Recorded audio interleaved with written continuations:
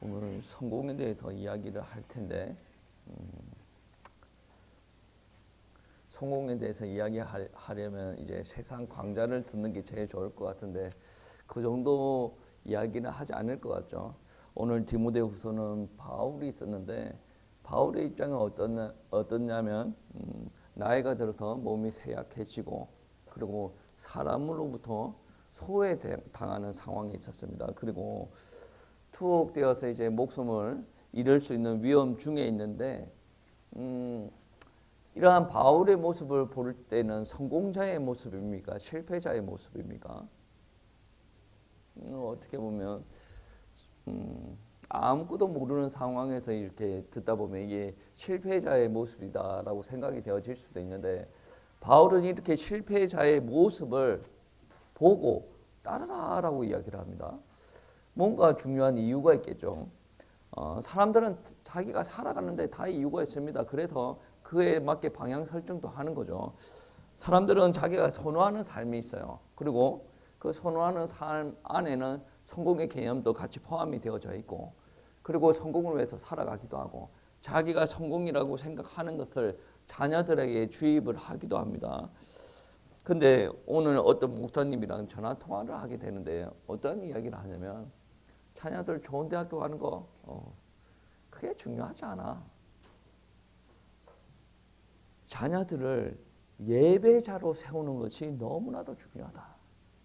그리고 아이들을 하나님 앞에 헌신된 자리에 헌신할 수 있도록 계속 그 장을 만들어 줘야 된다라고 이야기를 합니다. 그리고 이야기하는 게 뭐냐면 우리 옥환철 집사님, 옥 집사님 애들을 악기를 이렇게 헌신할 수 있도록 좀 가르치는 게 좋지 않을까요? 라고 물어보는 거예요. 그래서 제가 둘째는 이번 주에 어린이 예배 드릴 때 기타를 좀 했었고 그 둘이가 어른 예배 때도 같이 예배를 드리려고 기타로 악기로 찬양을 하려고 자리 배치를 새롭게 했습니다. 라고 이야기하니까 그거 잘하는 거다. 그리고 은유리 은우 같은 경우에도 음악을 많이 가르치라라고 이야기합니다. 딸내미들이니까 플루트도 가르치고 바이올린도 가르치고 첼로도 가르치고 피아노도 가르치고 제가 그거 들으면서 그 돈이 얼마야 막 그러고 들었어요. 다 가르쳐 책으로 많이 가르치라라고 이야기를 합니다. 그리고 나서 하는 말이 뭐냐면 나도 딸이 있는데 딸들을 다 가르쳤다. 그리고 딸들을 예배자로 세우기 위해서 애들이 하기 싫다는 것을 억지로 앉혀가지고 2시간 정도 아내가 가르쳤는데 그냥 가르친 게 아니라 몽둥이를 들고 있었대요. 사모님이 목사님 애들을 가르치려고 몽둥이를 들고 있었대요. 몽둥이가 중요한 게 아니겠죠. 그 전에 관계가 엄청나게 아름다웠으니까 그 몽둥이도 극복이 되어지는 거겠죠. 그래서 지금 우리 애들 하는 거 봐라 라고 이야기를 하는 거 보니까 지금 하는 거를 보면 그 누가 보더라도 그분의 이게 교육관이 틀렸다라고 말을 할 수가 없어요. 어떻게 보면 세상적으로 탑클래스에 있는 직장을 가진 것도 아닙니다. 근데 하나님께서 이게 몰아가시고 하나님께서 부어주시는 데는 그 누구도 감당을 할 수가 없는 은혜입니다. 여러분 어떻게 보면 대학교가 그렇게 중요한 게 아닙니다. 애들을 헌신된 자리에 이렇게 내보내도록 하세요라고 이야기를 하면 이 땅에 있는 많은 부모님들은 막 눈에 기를 쓰고 목사님 아무것도 모르는 소리 하지 마세요 막 그런 거 달라들 겁니다. 그런데 제가 생각할 때는 그러한 부분들이 너무나도 많이 수긍이 되어집니다. 그분의 목회, 그분의 가정생활, 그분이 지금 그분은 어떻게 생각할지 모르겠지만 제가 볼 때는 그분의 삶, 누림 그런 거를 바라볼 때 정말로 하나님께서 영적인 것도 그렇고 육신적인 것도 그렇고 하나님께서 많이 부어주셨다라는 것이 인정이 되어지는 그리고 대화 중에 이분은 내가 고민했던 부분들을 벌써 한번 그렇게 다 넘겨갔구나 그런 생각도 들면서 대화 중에 제가 위로를 받는 그런 부분들도 좀 있었습니다. 여러분 2시간씩 앉혀놓고 왜 자기 딸들이 하기 싫은데 몽둥이를 들고 가면서 그렇게 했겠습니까? 이런 이야기 들으면 경악을 하겠죠. 이유는 한 가지예요. 뭐 하나님 앞에 예배 드리는 사람으로 만들려고 그렇게 했다라는 거예요. 여러분, 이런 이야기를 자신감 있게 이야기하는 목회자라고 한다면 분명히 성공의 개념 자체가 이 땅에 있는 사람들과 다르다라는 것은 우리가 전제를 깔고 넘어가야 됩니다. 여러분, 아마 여러분도 그렇고 목회자들도 그렇고 대한민국 많은 교회들이 지금 또 많은 고민을 하고 있을 것 같아요. 이번 주에 목사님 만난 목사님들과 대화 나눌 때 어떤 대화가 오고 갔냐면 코로나 시대 때 살아남는 교회들, 그리고 정말로 교회는 교회인데 이렇게 하는 교회, 저렇게 하는 교회, 그렇게 하는 교회 많이 있는데 어떻게 하는 것이 정말로 성경적이고 정말로 건강하게 이 교회를 세워나갈 수 있는가, 그 고민을 하는 거예요. 그러니까 그분은 그 성경적인 것을 하기 위해서 자기에게 하나님께서 허락하여 주신 달란트까지 내려놓고 원래 부흥사로 이렇게 돌아다니신 것 같아요. 엄청나게 이게 영향력이 있고 부산 지역에서는 엄청 대형교회를 심호하시고 지금 원로 목사님으로 계신 분인데 그분도 지금 은퇴하시고 나서 또 늘 그런 고민을 합니다. 제가 볼 때도 대한민국 목회자가 그런 고민이 없다 그런다면 그는 목회자라고 할 수가 없어요. 어떻게 하면 성도들, 사람들 끌어모을까? 사람들 끌어모으는 거는 그거는 물론 고민을 해야 되는 부분입니다. 그거는 물론 고민을 해야 되는 부분인데 목회자와 교회가 정말로 진리 위에 서기 위해서 끊임없이 고민을 하는 것은 당연한 일이다라고 생각을 합니다. 여러분, 디모데도 오늘 이제 서신서를 받는 수신자가 바로 디모데인데 디모데도 목회 현장에서 갈등이 있지 않았겠습니까? 어린 나이에 목회를 시작했어요. 그리고 그 교회에 나이 많은 사람들, 이전에 가르침을 배웠던 사람들, 또 잘못된 가르침을 배웠던 사람들 많이 있었어요. 그런데 거기에서 목회를 해나간다? 쉬운 일이 아니죠. 누가 자기와 함께 계책을 했고 그리고 계책을 하면서 이렇게 끈끈한 관계에 있다, 그런 이야기는 없어요. 분명히 문제 가운데 있는 부분들이 너무나도 많은데 그러면 그때 디모데가 너무나도 큰 갈등 가운데 있을 때 바울은 자신감 있게 어떻게 이야기를 하냐면 나의 입장을 취하고 따르라라고 이야기를 합니다. 여러분, 지금 바울의 입장은 어떤 입장입니까? 바울은 지금 감옥에 있고 바울은 지금 어려운 상황 가운데 있고 바울은 사람들에게 외면을 당하고 있는 입장 가운데 있어요. 어떻게 보면 바울이 디모데에게 나를 보고 따르라라고 이야기를 했다라고 한다면 정상적인 사람이면 디모데가 정상적인 사람이면 절대로 바울의 모습을 안 따랐을 거예요. 그런데 디모데와 바울은 함께한 시간들이 있습니다. 함께 하나님의 은혜를 받고 말씀을 나누고 사역도 하고 고난도 같이 나누고 사람들의 대적, 반대를 같이 경험했던 사람이에요. 그러니까 하나님께서 무엇을 가장 원하시는지 이 바울도 알았지만 디모데도 알았다라는 부분을 바울은 명백히 믿고 이러한 이야기를 할 수가 있는 거예요.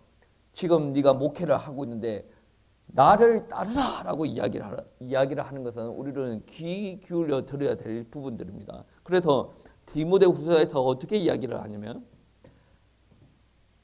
바울이 자신이 했던 것처럼 선포하는 메시지를 분명히 하라. 그리고 앞으로 어려움이 많이 찾아올 것이다 라는 부분들도 이야기합니다. 그러나 끝까지 복음을 신실하게 선포하라. 내가 그랬지 않냐? 너도 그렇게 하라 라고 이야기를 합니다. 여러분, 목회자가 서는 이유가 여러 가지 이유가 있습니다. 그런데 목회자가 서는 이유 중에 가장 중요한 이유 중에 하나가 뭐냐면 메시지입니다. 메시지는 아무나 다 할 수 있는 건데 메시지를 선포하는 사람으로 세웠다라는 것은 정말로 하나님께서 원하시는 말씀을 전해야 되지 않겠습니까? 여러분, 설교자는 그냥 설교자가 되는 것이 아닙니다. 정말로 하나님께서 원하시는 말씀을 밝히고 본인이 먼저 은혜를 받고 청중들에게 전하는 이가 바로 하나님의 설교자가 되어질 수가 있다라는 말씀입니다. 오늘 말씀 1장 7절부터 14절 말씀 우리 다 같이 한번 합독하시겠습니다. 1장 7절부터 14절 말씀까지 합독하시겠습니다. 하나님이 우리에게 주신 것은 두려워하는 마음이 아니요 오직 능력과 사랑과 절제하는 마음이니 그러므로 너는 내가 우리 주를 정언함과 또는 주를 위하여 갇힌 자 된 나를 부끄러워하지 말고 오직 하나님의 능력을 따라 복음과 함께 고난을 받으라. 하나님이 우리를 구원하사 거룩하신 소명으로 부르심은 우리의 행위대로 하심이 아니요 오직 자기의 뜻과 영원 전부터 그리스도 예수 안에서 우리에게 주신 은혜대로 하심이라. 이제 우리는 구주 예수 그리스도의 나타나심으로 말미암아 나타났으니 그는 사망을 패하시고 복음으로부터 생명과 섞지 아니할 것을 드러내신지라. 내가 이 복음을 위하여 선포자와 사도와 교사로 세우심을 입었노라. 이로 말미암아 내가 또 이 고난을 받되 부끄러워하지 아니하며 내가 믿는 자를 내가 알고 또한 내가 의탁한 것을 그날까지 그가 능히 지키실 줄을 확신함이라. 너는 그리스도 예수 안에 있는 믿음과 사랑으로부터 내게 들은 바 바른 말을 본받아 지키고 우리 안에 가시는 성령으로 말미암아 내게 부탁한 아름다운 것을 지키라 하고 말씀했습니다. 아멘. 디모데에게 허락된 말씀은 자기가 연구해서 밝혀낸 것이 아닙니다. 그리고 바울도 자기가 하나님의 말씀을 많이 알기 때문에 자기가 가지고 있는 지식 가지고 하나님의 말씀 전하는 거 아니거든요. 무엇입니까? 오늘 말씀을 읽었듯이 9절 말씀에 그런 말씀이 있죠. 하나님이 오직 자기의 뜻과 은혜로 그것을 주셨다라고 이야기를 합니다. 그 은혜를 주셨고 그 메시지를 우리에게 주셨다라고 이야기를 하는데 그것은 역사 속에서 예수 그리스도로 말미암아 우리에게 계시가 되어졌고 우리에게 보여주었다라고 합니다. 그래서 1장 10절 말씀에 이제는 우리 주 그리스도 예수의 나타나심으로 말미암아 나타났으니 그는 사망을 패하시고 복음으로써 생명과 썩지 아니할 것을 드러내신지라라고 이야기를 합니다. 예수 그리스도를 보내신다라고 하나님께서 약속을 주셨고 바로 역사적인 사실에 사실적으로 드러나셨다라고 이야기를 합니다. 그 역사적인 사실은 어떤 거냐면 그리스도께서 십자가에서 죽으시고 부활하신 이후에 사도들은 성령으로 충만하여서 크게 알려져 있던 각지에 돌아다니면서 예수께서 어떻게 사역들을 하셨고 어떻게 구원을 이루신지에 대해서 증거하는 일을 하셨다라는 겁니다. 이것이 사도들이 사역했던 주된 메시지, 사역의 메시지고 이게 바로 복음이라는 겁니다. 복음의 메시지는 그렇습니다. 하나님이신 그분이 예수 그리스도로 오셨다. 그리고 그리스도를 믿고 그리스도는 회개하고 자기를 믿는 사람들의 죄를 대신 갚고 하나님과 인간을 화해시키기 위해서 십자가에서 죽으셨다. 그리고 하나님은 죽은 자로부터 그분을 일으키심으로써 구주와 주가 되셨다. 이게 복음의 핵심입니다. 그래서 간단하게 이야기를 하면 십자가에서 다 해결하셨다. 여러분 인생의 문제, 저주의 문제, 죄의 문제 다 해결하셨다. 여러분은 절대로 해결하실 수 없는 내용을 예수 그리스도께서 해결하셨다. 그래서 우리가 할 수 있는 것은 무엇이냐?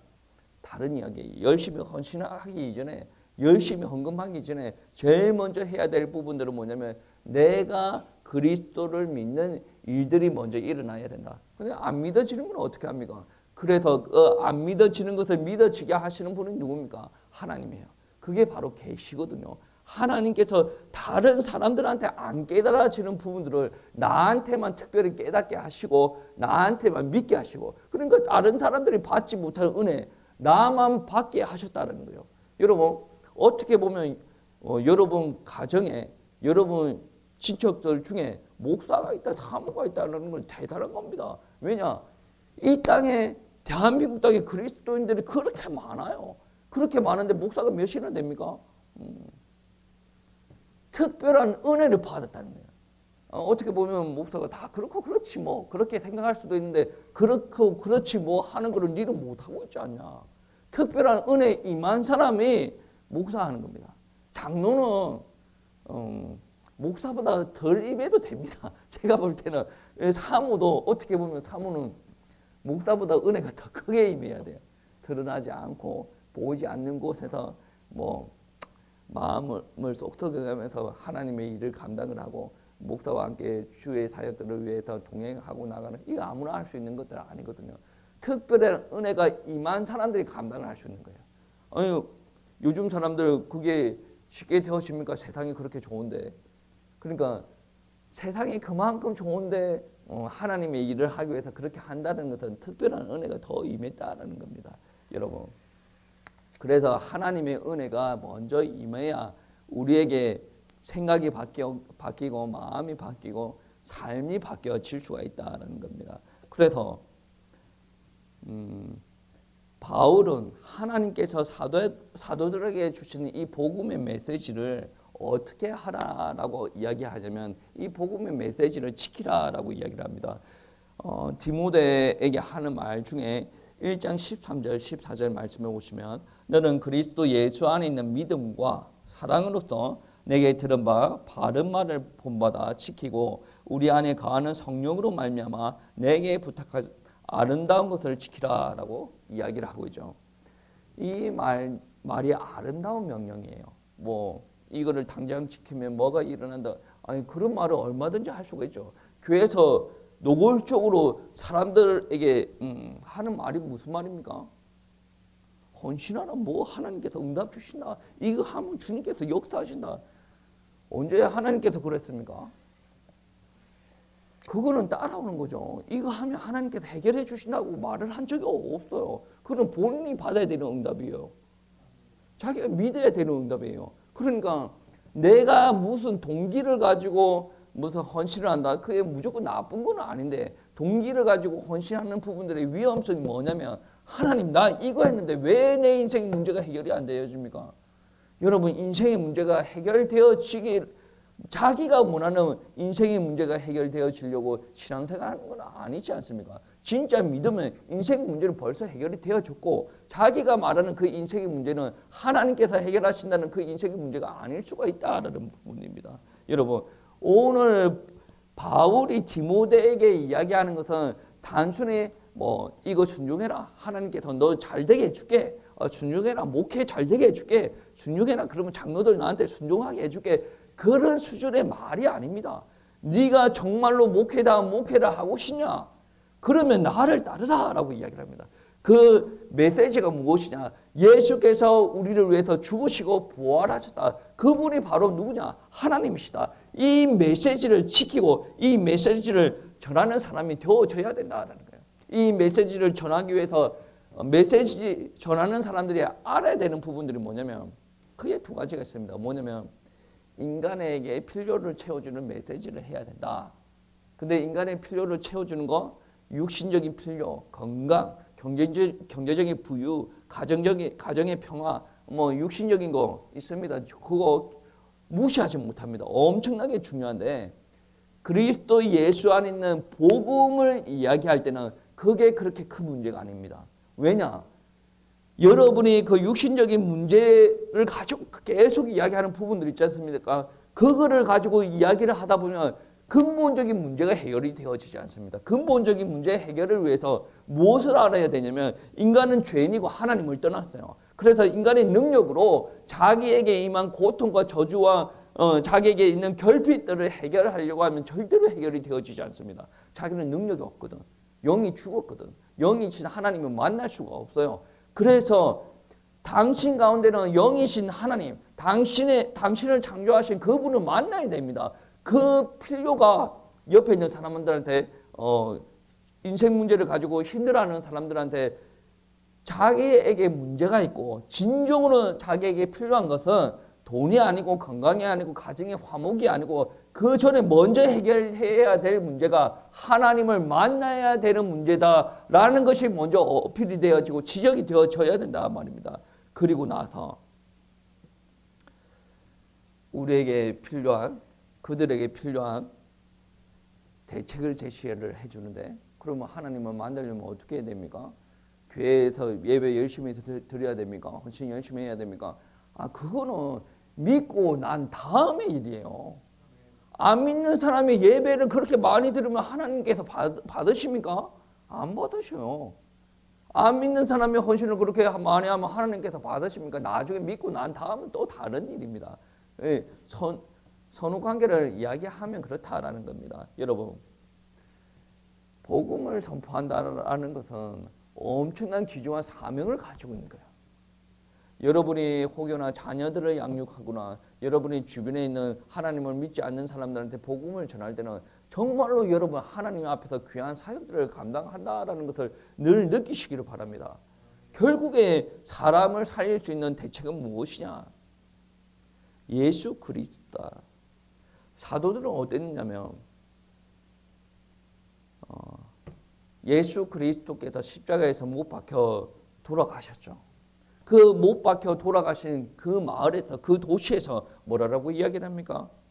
예수 그리스도의 죽음과 부활을 이야기를 합니다. 어떻게 잘못 이야기하면 어떻게 됩니까? 자기도 그리스도처럼 그렇게 되어질 수가 있는데 더 물러서지 않습니다. 왜 그런 줄 아십니까?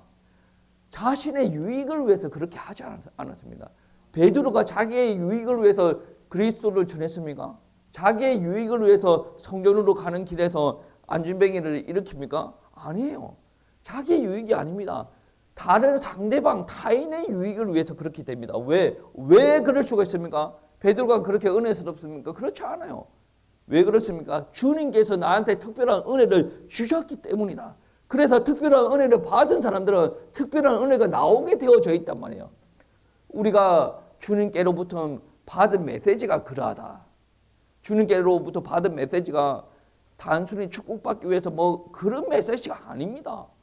우리가 살아나기 위해서는 어떻게 해야 되냐? 우리 언약이 후대에게 전달되어지기 위해서 어떻게 해야 되냐? 그 메시지거든요. 그러면 어떻게 보면 우리가 받았던 메시지를 내 수준으로 다시 바꿔서 변형시켜가지고 어떤 사람들은 그런 이야기를 합니다. 잘게 씹어서 소화하기 쉽도록 이렇게 넣어줘야 된다.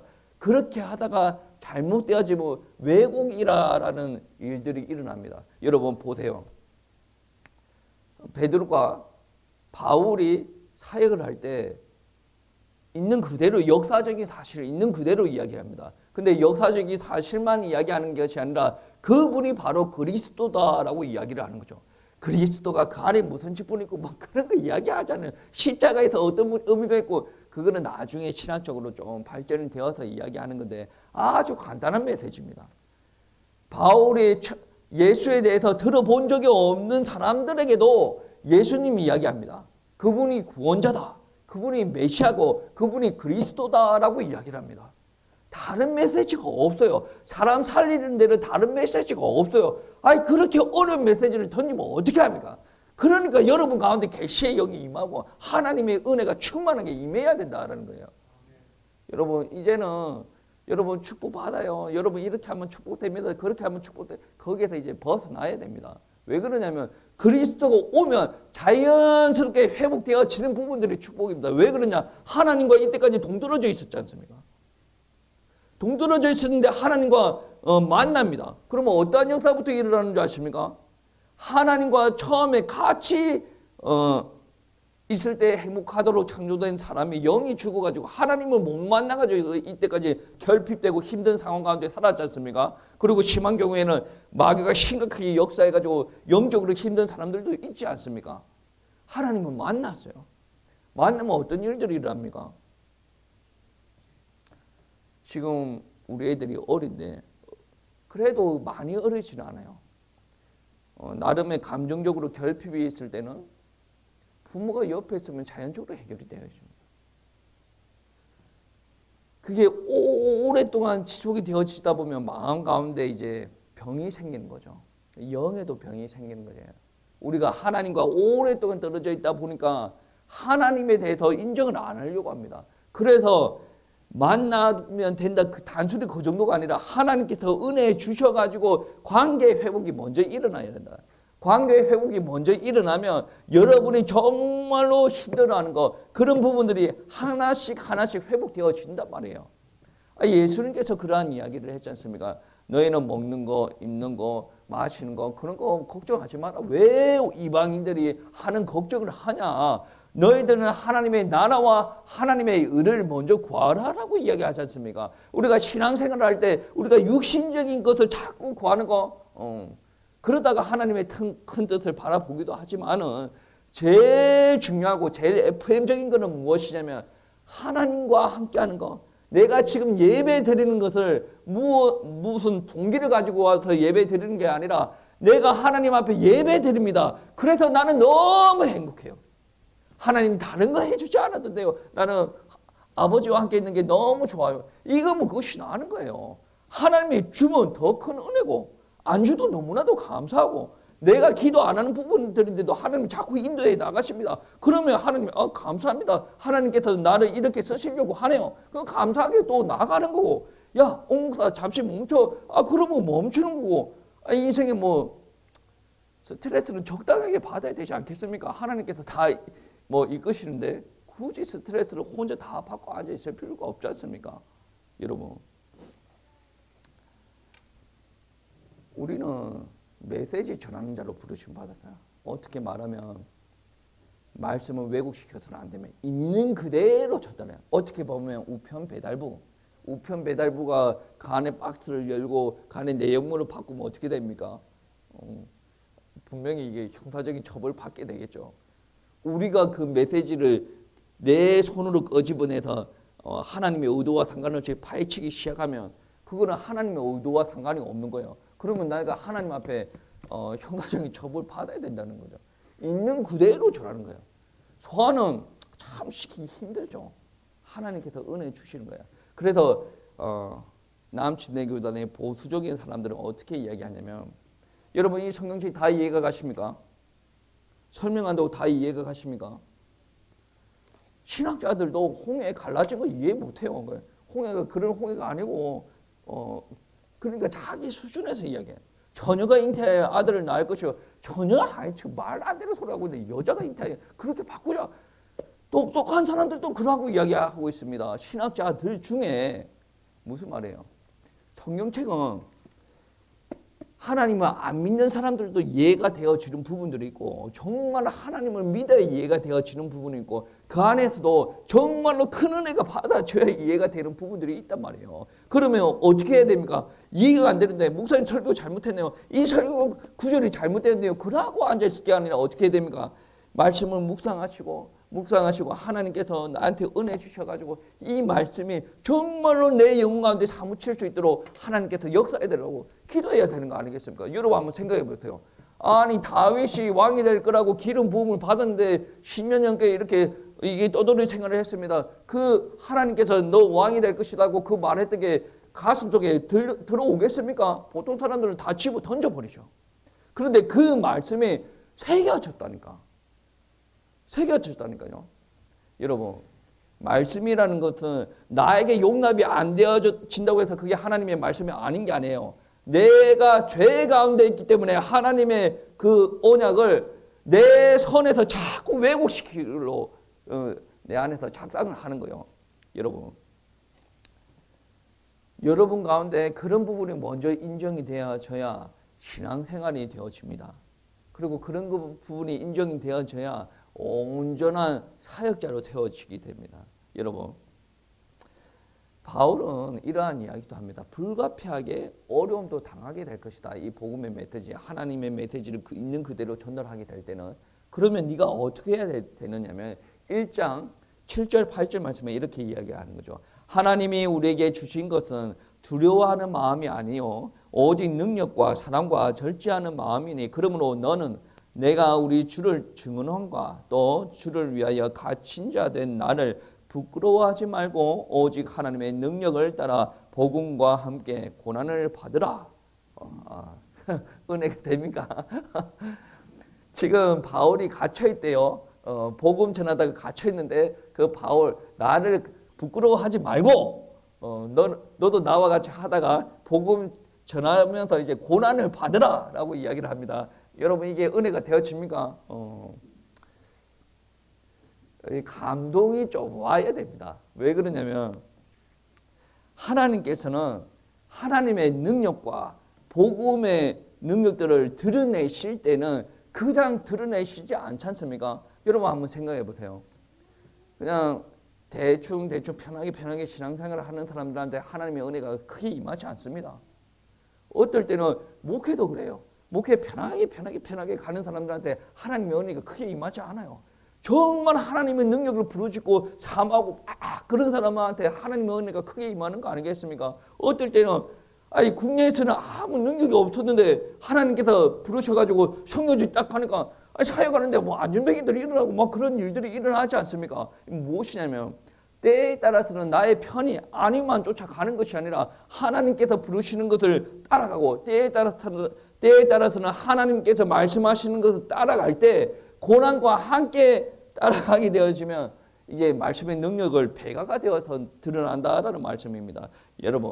여러분이 혹여나 지키고 싶어하는 메시지가 있습니까? 없다 그러면 있어야 됩니다.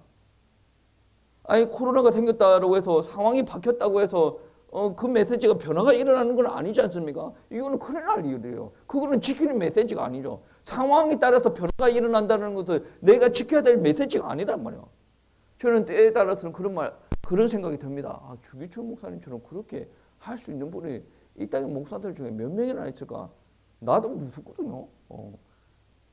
손양호 목사님처럼 그렇게 할 수 있는 사람이 몇 명이나 있을까? 특별한 은혜 받은 사람 아니에요. 근데 우리가 어려운 상황이 닥쳤다라고 해서 내가 믿는 진리를 내 손으로 부인하는 일들이 일어나지 않도록 우리는 하나님 앞에 기도해야 됩니다. 내가 조금 어렵다고 해서 내가 믿었던 진리를 버리는 그러한 일들이 일어나서는 되지 않는다라는. 바울은 하는 말이 진리의 말씀을 전하라. 예수 그리스도의 복음을 전하라. 그러나 네가 감수해야 될 것을 감수하라. 고난이 오면 고난도 받으라. 라고 이야기를 합니다. 여러분 2장 8절 말씀에 어떤 말씀이냐 그러면 2장 8절 말씀에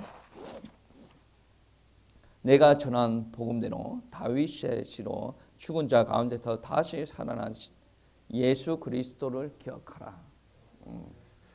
이거를 모르겠습니까? 이거를 모르는 게 아니에요. 모르는 게 아니라 정말로 디모데 네가 목회할 때 전해야 될 말이 뭐냐면 예수 그리스도.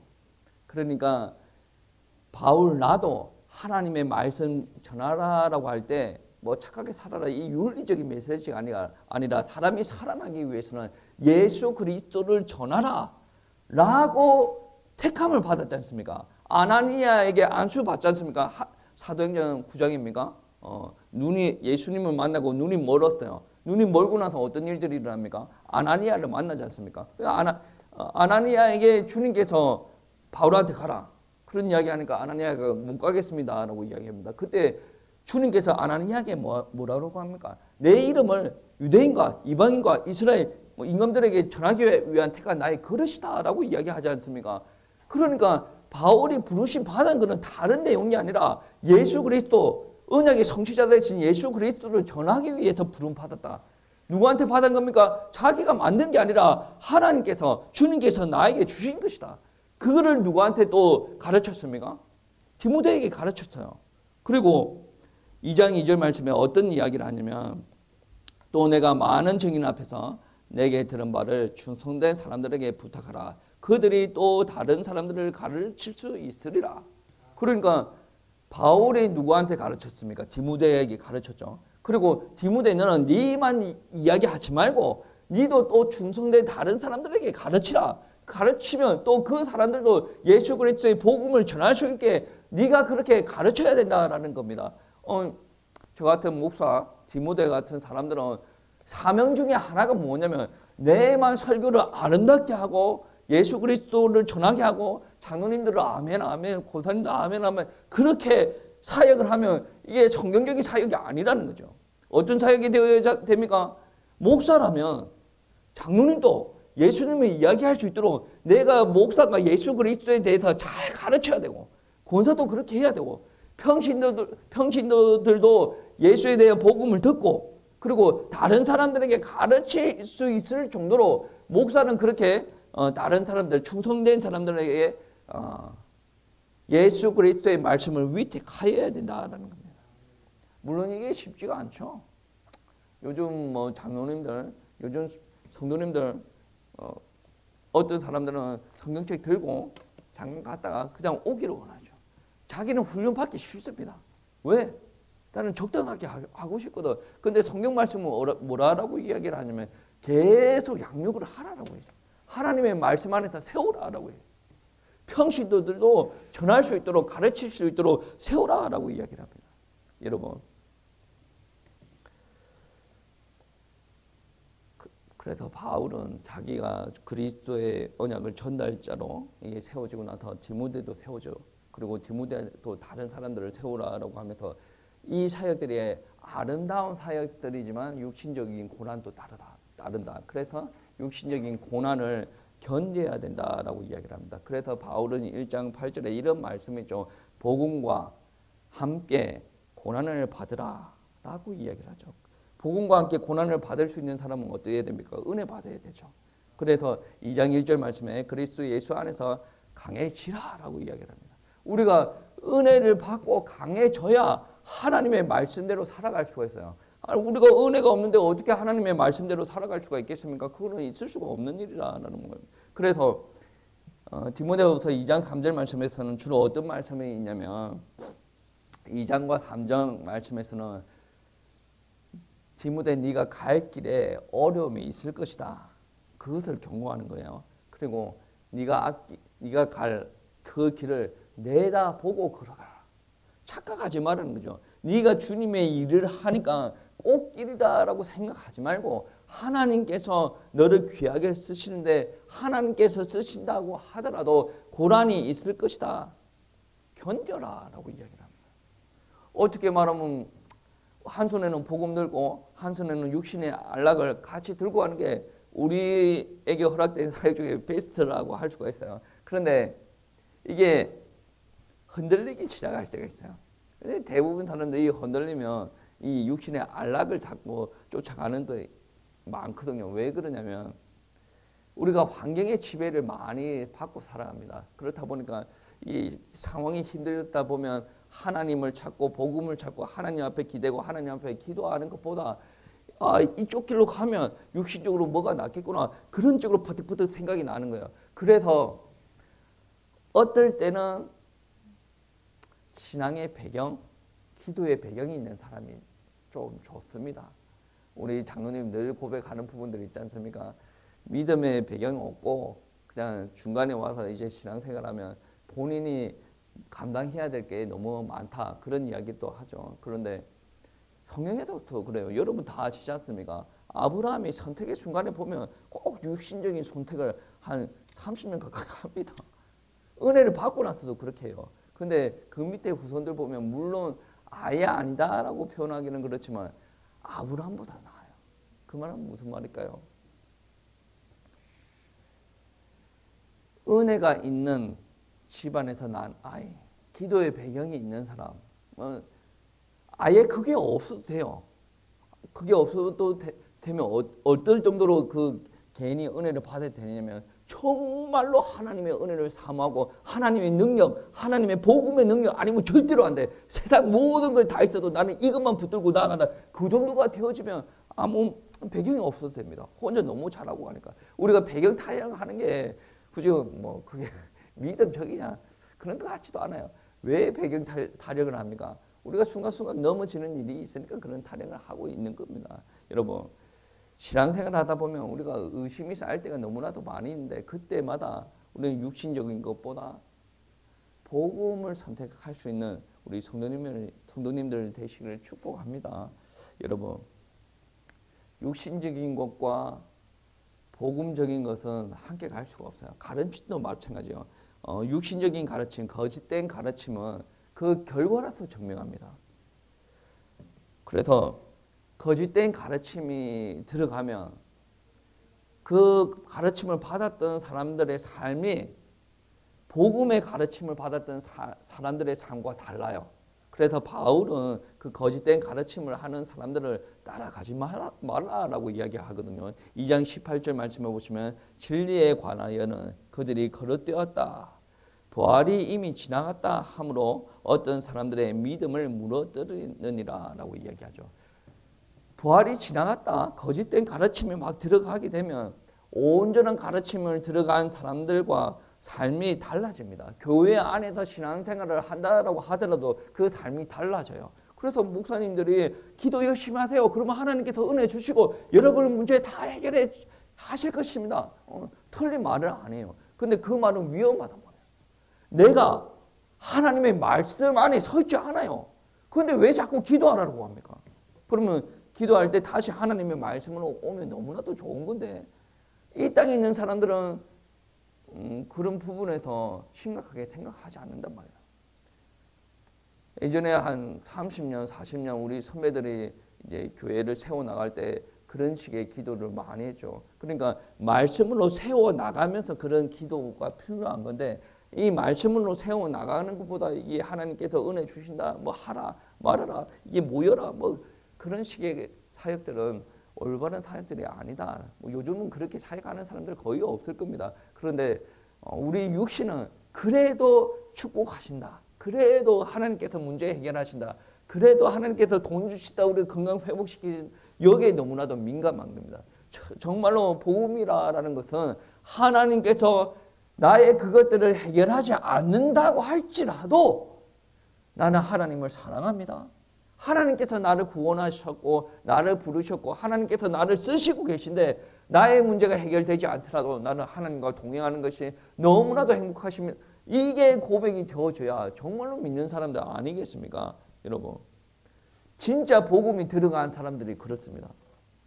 성경책에 아골자 빈들을 내도 복음 들고 간다라고 했는데 사실 그게 쉽지가 않거든요. 그런 사람들도 있어야 되지 않겠습니까? 안 그래요? 제가 사모님 보고 그랬어요. 저번 주에 밥 준비하면서 내가 어떤 목사님의 이야기 듣다 보니까 내가 좀 불쌍한 것 같은데 너무 빡세게 사역하는가 봐. 그런 이야기 하니까 사모님 뭐라고 했냐면 지금 당장 목숨이 왔다 갔다 하는 선교지에서 그런 사역들 하는 사람이 있는데 목사님 무슨 소리 합니까? 내가 얼굴이 시뻘개지고 그래 하나님께서 허락하시면 열심히 해야지. 몸이 무게지더라도 열심히 해야지. 다시 이게 그러니까 이게 뭐냐면 뭐 때문에 그게 왔다 갔다 하는 겁니까? 사람의 말 듣고 왔다 갔다 하는 거죠. 뭐 때문에 중심을 잡습니까? 하나님의 말씀, 하나님의 복음 들고 가는 사람들 모습을 보고 나는 이러면 안 되지 라는 게 이게 방향 설정이 되는 거예요. 내가 축복이 되어진다. 그러면 여기 이쪽 더 큰 축복이 온다. 그러면 이쪽으로 옮기고 그런 개념이 아니란 말이에요. 여러분 아시죠? 어떤 말인가 아시죠? 그렇다 보니까 만약에 여러분이 성경을 불신하거나 예수 그리스도께서 하신 일을 불신하게 되어진다 그러면 여러분의 삶의 모습에서 복음의 능력과 하나님의 영광은 드러나지 않습니다. 왜? 불신이 묻어들어 있으니까 불신이 드러난다. 그래서 교사들, 사역자들 말을 할 때, 가르칠 때 조심스럽게 해야 된다는 말씀입니다.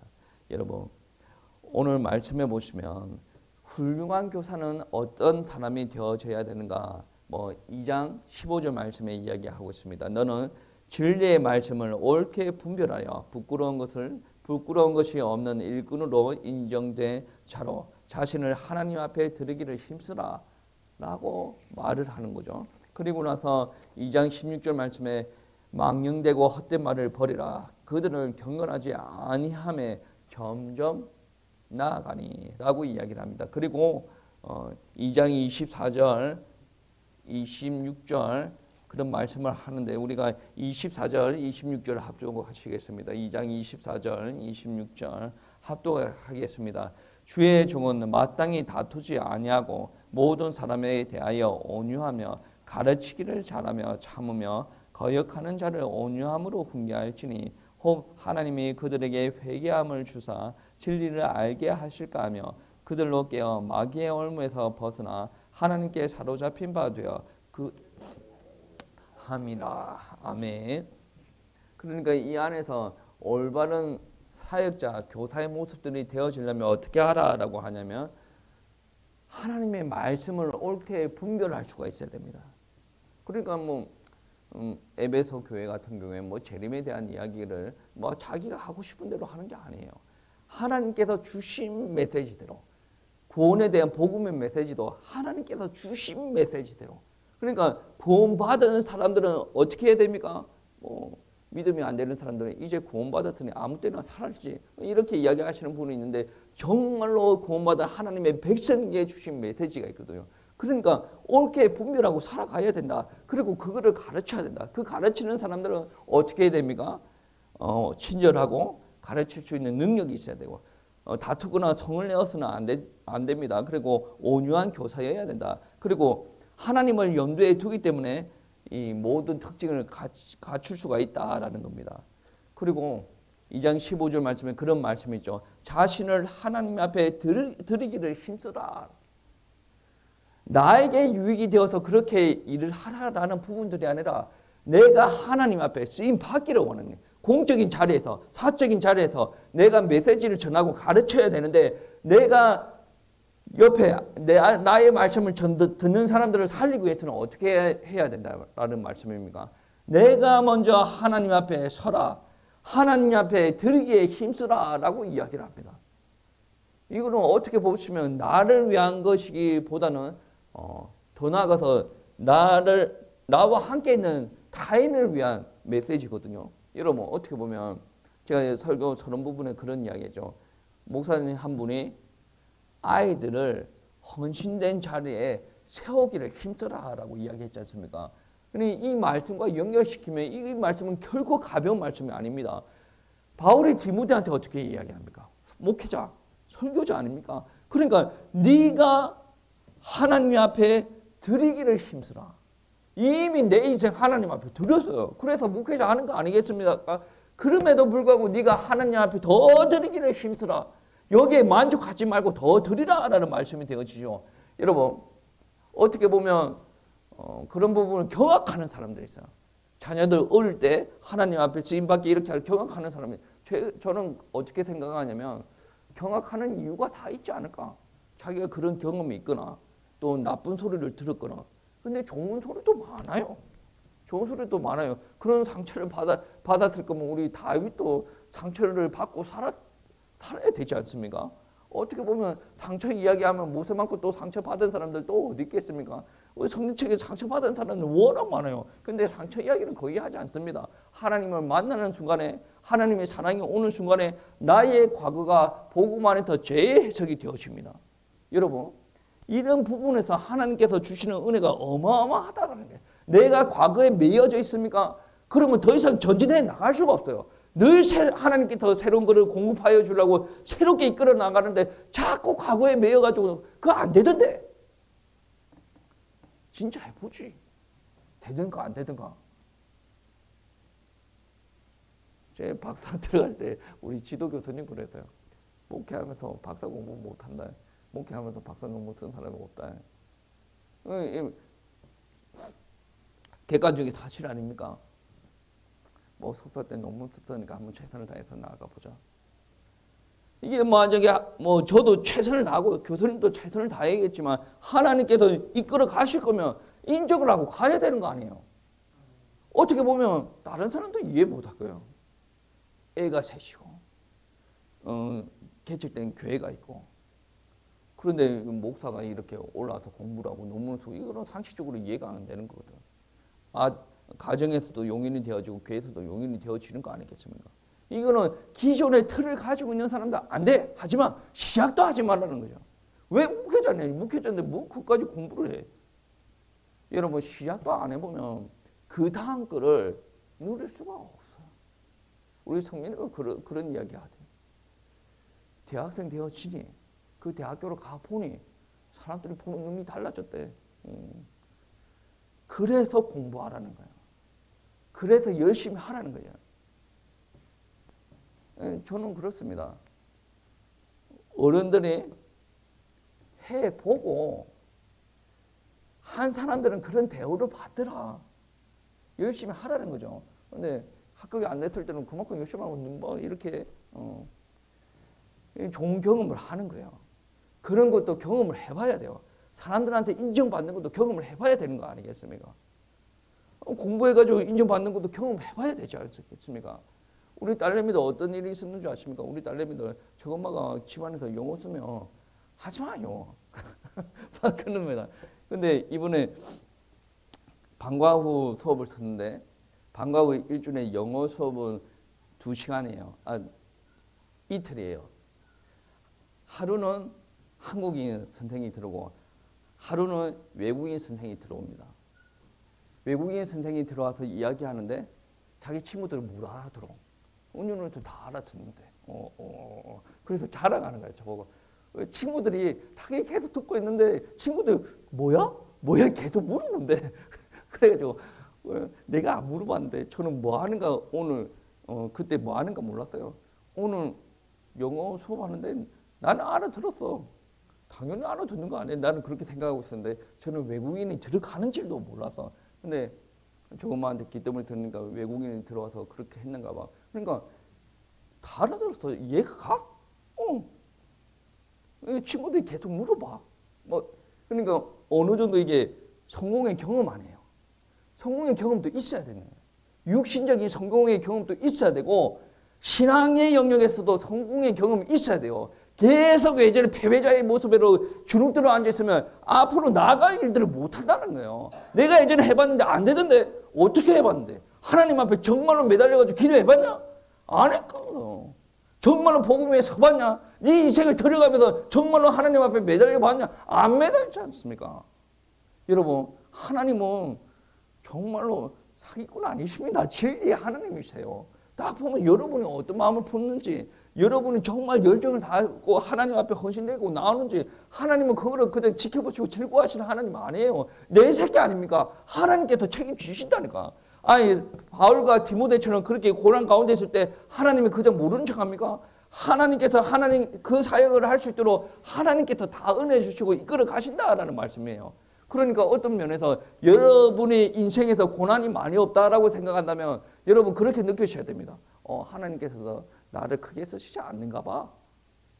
고난이 없다라고 해서 여러분 하나님께서 축복해가지고 내가 평온하다 착각하지 마세요. 어떤 영역에서는 그럴 수가 있습니다. 그런데 고난의 영역에서는 내가 고난이 아예 없다라고 한다면 여러분 어떻게 보면 신앙이 덜 성숙되어졌을 수도 있어요. 하나님께서 감당할 만한 것만 주신다고 했죠. 감당을 못하니까 고난 자체를 아예 안 주는 거일 수도 있단 말이에요. 바울은 이미 감당을 하고 있고 디모데로 지금도 감당을 하고 있고 더 앞으로 더한 것도 감당을 해 나가야 되니까 이러한 메시지도 드린다라는 거예요. 여러분 정말로 과거의 상처에서 머물러 있지 마시고 과거도 해봤다 머물러 있지 마시고 그러면 하나님은 그 정도 하나님밖에 안 됩니까? 아니지 않습니까? 하나님은 무궁무진한 하나님 아니십니까? 여러분 이끌어 가실 거예요. 그러니까 여러분은 보여지는 것 가지고 여러분은 신앙생활을 하지 마시고 정말로 앞으로 하나님께서 해 나가실 것을 보시란 말입니다.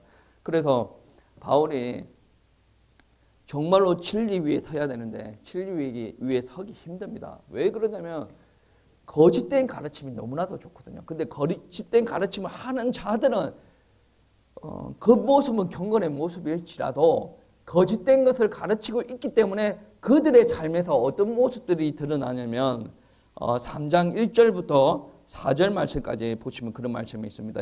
3장 1절부터 4절 말씀을 보시면 너는 이것을 알라. 말세에 고통하는 때가 이르러 사람들이 자기를 사랑하며 돈을 사랑하며 자랑하며 교만하며 비방하며 부모를 거역하며 감사하지 아니하며 거룩하지 아니하며 무정하며 원통함을 풀지 아니하며 무명하며 절대하지 못하며 사나우며 선한 것을 좋아하지 아니하며 배신하며 조급하며 자만하며 쾌락을 사랑하기를 하나님을 사랑하는 것보다 다하다. 여러분 이거는 우리가 눈앞에서 많이 보지 않습니까? 이 땅에서 신앙생활을 하는 사람들조차도 이렇게 살아갑니다. 아니 교회에 있는데 왜 그렇게 사람이 살았습니까? 왜 그렇게 돈을 좋아하고 왜 그렇게 사람들이 조급하고 왜 그렇게 원통함을 풀지 못하고 교회 안에 있습니까? 여러분 복음 받아들이세요. 하나님은 완벽하십니다. 주님께서 여러분 안에 들어오시면 여러분을 재창조물로 만드신다라고 성경에서 이야기하지 않습니까? 새로운 피조물이라고 이야기하지 않습니까? 아니 이 이야기를 믿어야 되지 않습니까? 나는 나는 나한테 기대를 안 해요. 여러분은 기대를 안 할지는 모르겠지만 하나님은 여러분을 통해서 하실 일을 기대합니다. 믿으시기 바랍니다. 아무리 하나님의 가르침에서 벗어난 사람들의 경건의 모형을 드러난다라고 하더라도 그 사람들의 결과물을 입에서 나오는 거 말고 행위로 보여지는 거 말고 자기 안에 들어있는 것이 어디로 드러나냐면 자기의 사역의 결과물로 다 드러난다라는 말씀입니다. 여러분, 진정으로 교회에서 지도자가 되기를 원하거나 가정에서 이제 가르치고 우리 교회에서 부서에서 가르칠 때 어떻게 해야 되냐면 이런 것들에게 돌아서라라고 이야기를 합니다. 바울이 디모데에게 3절 5절 말씀에 이 같은 자들에게서 내가 돌아서라. 겉모습만 뭐가 있는 것 같고 말만 그렇게 잘하는 것 같고 근데 실상 안에 거짓된 것으로 가득 차서 하나님께서 원하시는 것을 드러내지 않는 그 사람들에게서 돌아서라. 이 사람들은 종량과 같다. 엄청난 위험성을 내포하고 있다. 그래서 그들에게서 돌아서라라고 이야기를 합니다. 여러분, 우리가 하나님의 사역들을 감당을 할 때 어떻게 보면 주님께서 십자가 지신 것 같이 우리의 십자가를 지고 가야 되지 않습니까? 그때 단순히 나를 위해서 십자가 진다라고 생각하면 되지 않습니다. 우리 신앙생활이 나를 위해서 신앙생활합니까?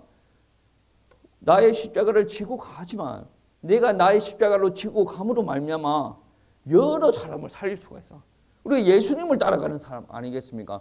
예수님께서 본인의 십자가를 지고 가셨어요. 근데 누가 살아났습니까? 저와 여러분이 살아났고 일생에 사는 많은 사람들이 살아났지 않습니까?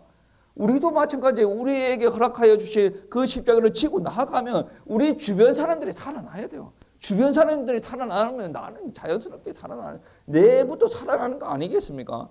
여러분. 그래서 바울은 그것을 다 경험하고 고난의 과정을 다 겪고 나서 디모데에게 하는 말이 무슨 말이냐면 박해도 견디라. 본인이 견딘 사람이니까 그런 말씀을 할 수가 있다. 바울은 디모데와 인생을 같이 살아간 경우라 인생의 여정들을 다 알지 않습니까? 그래서 바울은 3장 10절, 11절 말씀에서 이런 말씀을 합니다.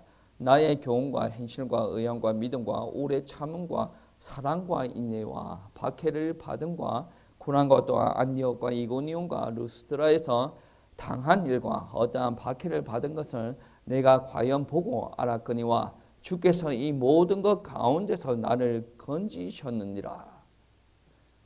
안 건지는 상황 가운데 가보 되지 않습니까? 그게 아니에요. 어떠한 일을 당하든지 간에 하나님께서 이루실 계획을 위해서 하나님께서 쓰시는 사람들을 무너지도록 내버려 두지 않는다. 세우신다. 이끌어 가신다. 건지신다라는 말씀입니다. 여러분, 나는 그 가운데 들어가지 않을래. 특별한 은혜가 없을 겁니다. 다른 사람들은 다 아브라함이 받았던 은혜, 요셉이 받았던 은혜, 다윗이 받았던 은혜, 베드로, 바울이 받았던 은혜 다 받기를 원하시는데 결론은 무엇이냐면 자기가 아브라함의 삶을 살지 않으려고 하고 다윗의 삶을 살지 않으려고 하고 바울의 삶을 살지 않으려고 하는데 어떻게 그 사람들이 받았던 은혜를 감당을 할 수가 있습니까? 안 온다니까 그 은혜를. 여러분이 정말로 하나님의 말씀 붙들고 그렇게 살았을 때 하나님께서 바울에게 임했던 은혜, 디모데에게 임했던 은혜가 임한다라는 말씀입니다. 여러분, 바울만 박해에 직면한 게 아니죠. 3장 12절 13절 말씀에 이런 말씀이 있어요. 무릇 그리스도 예수 안에서 경건하게 살고자 하는 자는 박해를 받으리라. 본인만 받았다는 게 아닙니다. 13절 악한 사람들과 속이는 자들은 더욱 악하여져서 속이기도 하고 속이기도 하나니. 이것도 약속이에요. 그리스도 안에서 경건하게 살고자 하면 박해가 온다라고 이야기합니다. 근데 오늘날 사람들 중에 박해를 안 좋아하는 사람들은 이거를 언약으로 안 받겠죠. 어떤 목사님은 그러더라고요. 우리가 신앙생활을 하는데 성경 구절 한 개만 똑바로 잡으면 우리가 신앙생활 승리할 수 있다. 저는 그거를 거짓말이라고 생각하지 않습니다. 그런데 만약에 박해를 받으리라 이 말이 싫어서 성경 구절에서 지워버렸다. 그거는 온전한 신앙이라고 할 수가 없습니다. 여러분이 정말로 그리스도를 믿고 경건하게 살기를 원하는데 주변에서 박해가 시작이 되었고 박해가 온다. 그거를 감수를 하고 나아가야 온전한 신앙인이 되어질 수가 있습니다. 바울은 그렇게 살았고 지금 어린 디모데가 에베소 교회에서 마음고생하고 있고 상황적으로 어려우니 바울이 하는 말이 그겁니다. 내가 그렇게 살았지 않냐. 힘든 가운데서도 네가 다 봤지 않냐. 근데 하나님께서 건지시더라 아니냐. 너가 지금 어려운 가운데 있는데 내가 했던 대로 해라. 하나님께서 주신 메시지 그대로 전하고 정말로 고난이 오냐? 고난인 대로 들어가라. 하나님께서 너를 건지실 것이고 하나님의 사역을 위해서 너를 귀하게 쓰실 것이다. 그렇게 이야기하는 거 아니겠습니까? 여러분 정말로 하나님께서 여러분 쓰실 줄 믿습니다. 설교 초반에 그런 이야기 했죠. 주영이 찬양이 뭐 악기 세우고 막. 그러면 저는 한철 집사님한테 늘 그렇게 이야기했습니다. 세우세요. 애들이 준비가 안 된 것 같아요. 그럼 하지 마세요. 강압적으로 할 생각은 없어요. 근데 그 영역들이 하나님을 섬기는 자리에 애들이 서지는 것은 그만큼 큰 축복이 없다라는 것을 가지고 있어야 됩니다. 그리고 나서 애들 세울 때는 어른들은 세우는 사람들은 계속 기도하고 나아가야 될 줄 믿습니다. 여러분 이런 일을 할 때는 옵니다. 그리스도 안에서 헌신된 자의 모습으로 쓰임받기 위해서는 고난과 핍박이 오죠. 하기 싫은 것도 옵니다. 어떻게 했습니까? 그래도 주군이 나가면 하나님께서 인도하여 나간다. 바울이 본보기고 디모데도 그렇게 살아나갔다는 거죠. 그래서 바울은 끊임없이 하나님의 말씀 전파하라. 내가 이렇게 된 거 부끄러워하지 말고 그러니까 하나님의 말씀 전하는 거 복음 전하는 것을 부끄러워하지도 말고 두려워하지도 말고 있는 그대로 담대하게 전하라라고 이야기합니다. 여러분 하나님께서 여러분에게 주신 사명이 있습니다. 여기서 하나님의 일을 감당하다가 학생들한테 말씀 전하거나 또 성도님들 앞에 말씀 가르치는 사람들은 이 메시지가 있어야 돼요.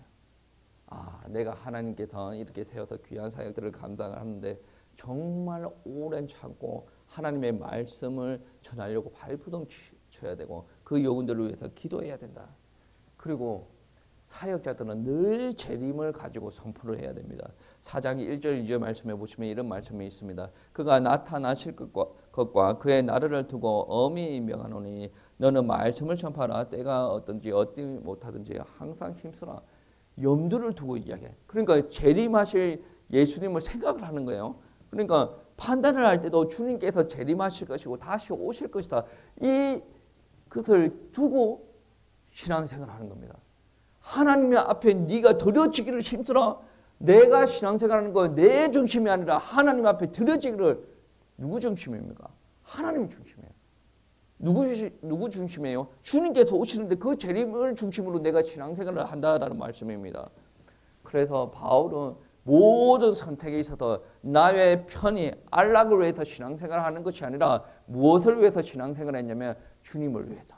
주님께서 원하십니까? 주님께서 기뻐하십니까? 주님께서 명령하셨습니까? 그러면 저로 갑니다. 고난 오면 더 감사하게 가는 거예요. 왜? 하나님께서 막지 않으시니까 계속 가는 거죠. 하나님께서 죽이시는 그날에 나의 사명 끝나는 거예요. 하나님께서 살려놓은 그 순간까지 내 사명을 감당하는 거예요. 디모데가 에베소 교회에서 어느 정도 사역을 했는지는 알 수가 없어요. 그런데 전승에 따르면 꽤 오랫동안 에베소 교회에서 목회를 한 것으로 드러나고 있습니다. 그리고 어떤 에베소 교회에 어떤 일들이 있었냐면 1세기 후반쯤에 가서 공개적으로 우상 숭배하는 일들이 막 일어났어요.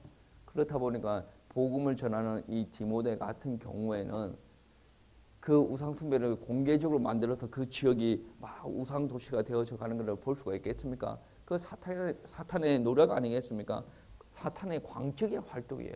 그것 가운데서 복음을 선포한다라는 말은 자살행위지 않습니까? 아니 복음은 무엇까지 포함이 되는 겁니까? 예수 그리스도를 이야기할 때 무엇이 이야기가 되어집니까? 우상 숭배가 이야기가 되어지는 거 아니겠습니까?